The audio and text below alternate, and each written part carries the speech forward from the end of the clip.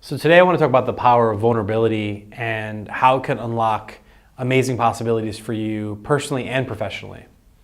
So first let's start with the problem. The problem, in my opinion, is that many of us show up and we're not coming and being vulnerable. We're not coming and being our true selves. So we all know what it feels like to be in a meeting and to feel shut down, to feel not heard, to feel like your voice doesn't matter, to feel like your ideas aren't good enough, right?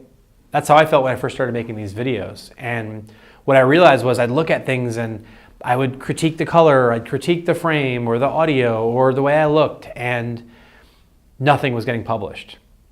You know, done is not always better than perfect, but when I started putting myself out there and I stopped paying attention to the trolls, I started seeing that there were people that I could inspire, there were people that I could reconnect with.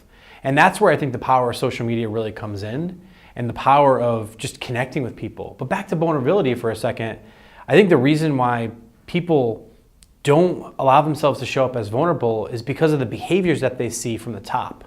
You know, I've worked at a lot of big companies, I've worked with a lot of big clients and C-suite type of executives, and I think that behavior's learned, right? So from the time you're a kid, you see your parents, you see things that you see on TV or your friends.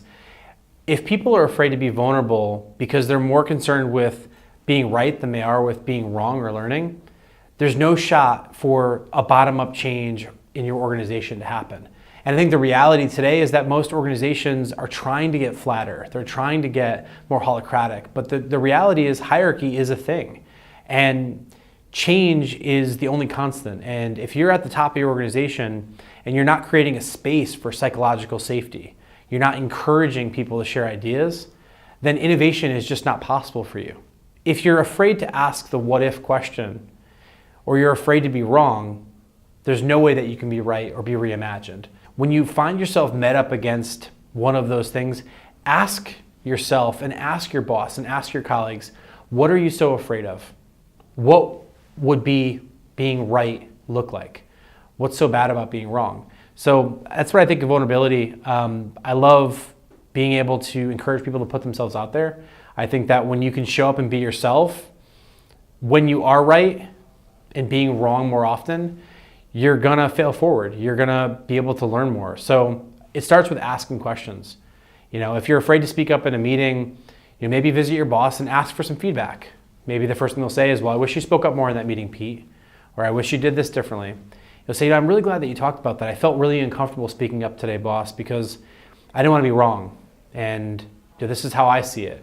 And I think then what you can do is you can understand from their perspective why they might be doing something, not even knowing it, right? You know, one of the things that I realized recently was being on my phone in a meeting was really distracting to other people. It wasn't that they didn't think I was listening. They knew I was tuned in, but I set a precedent. So if I seemed distracted, everybody else seemed distracted. So they were more wondering, hey, what's on his phone, than they were potentially about was they paying attention or not. So I think it's super important to understand and see things through somebody else's perspective.